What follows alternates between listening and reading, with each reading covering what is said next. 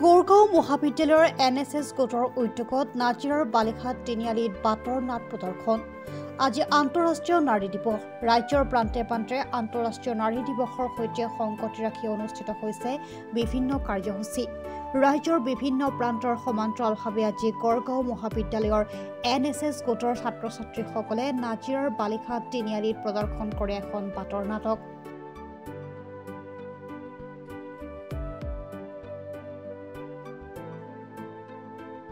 আন্তঃৰাষ্ট্ৰীয় নাৰী দিৱসৰ দিনটোতে নাৰী সবলীকৰণ মহিলাৰ অধিকাৰ সম্বন্ধীয় প্ৰদৰ্শিত নাটকখনে পথচাৰীৰ লগতে স্থানীয় ৰাইজক আকৰ্ষণ কৰে।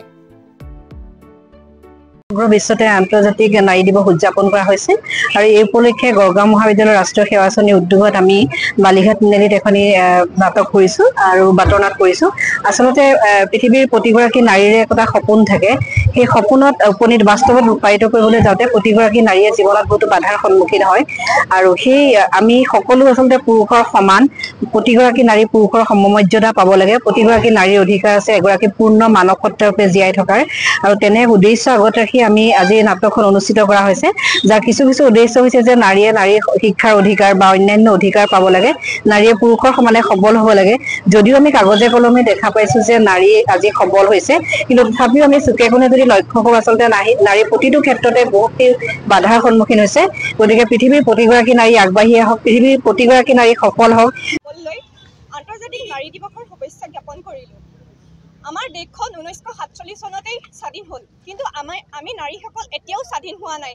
যিদিনাখনেই আমি ৰাতি 12টা বজাত আমি মুক্তভাৱে বিচৰণ কৰিব পাৰিম, সেইদিনাই আমি নাৰীসকল স্বাধীন বুলি ভাবিম।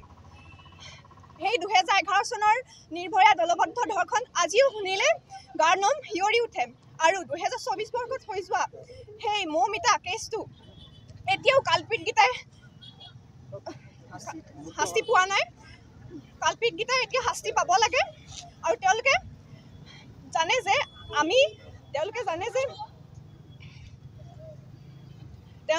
যে মানুহে অকণমান সময়ৰ কাৰণেই এই ধৰ্ষণ কাণ্ডটো মনত ৰাখিব, কিন্তু মানুহে সময়ৰ লগত পাহৰি যায়।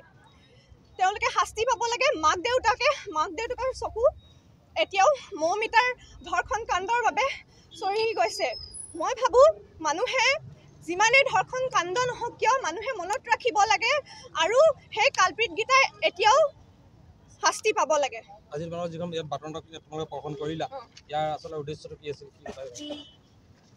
কি বাৰ্তা দিব বিচাৰিছা নাটকখন? ঠিক আছে, আমি দেখি পাইছোঁ যে আজিকালি খুব সোনকালে ছোৱালীসকলক বিয়া দি দিয়া হয়, কিন্তু মই ভাবোঁ ছোৱালীসকলক এতিয়া পঢ়া শুনা কৰাৰ সময় হয়, তেওঁলোকৰ দায়িত্ব আছে। সকলো মহিলা আগবাঢ়ি গৈছে এই সময়ত, তেওঁলোকক বিয়া দি তেওঁলোকৰ জীৱনটো ইমান সোনকালে সীমিত কৰি দিব নালাগে। নাজিৰাৰ পৰা জুলফিকাৰ আলীৰ ৰিপৰ্ট, প্ৰাত টাইম ডিজিটেল। অসমৰ সংবাদ জগতখনৰ বাবে এক সুখবৰ। নৰূপ নসাজেৰে প্ৰায় 30 বছৰীয়া অভিজ্ঞতাপুষ্ট সাপ্তাহিক কবচ পুনৰ এবাৰ ৰাজ্যৰ মাজলৈ। স্বত্বাধিকাৰী প্ৰণীতা কলিতাৰ দ্বাৰা প্ৰকাশিত আৰু অমৰজ্যোতি প্ৰিণ্টাৰ্ছ, গুৱাহাটী কমাৰ্চ কলেজৰ বিপৰীত ফালে মুদ্ৰিত। আমাৰ ঠিকনা মুখ্য কাৰ্যালয় অসম ফৰেষ্ট স্কুল, হৰি মন্দিৰ পথ, গুৱাহাটী আৰু অস্থায়ী কাৰ্যালয় কলিতা মাৰ্কেট, বিজয়নগৰ, কামৰূপ, অসম। মোবাইল নং 9435114666 আৰু 7024722813। Mail ID probhatiahom@gmail.com।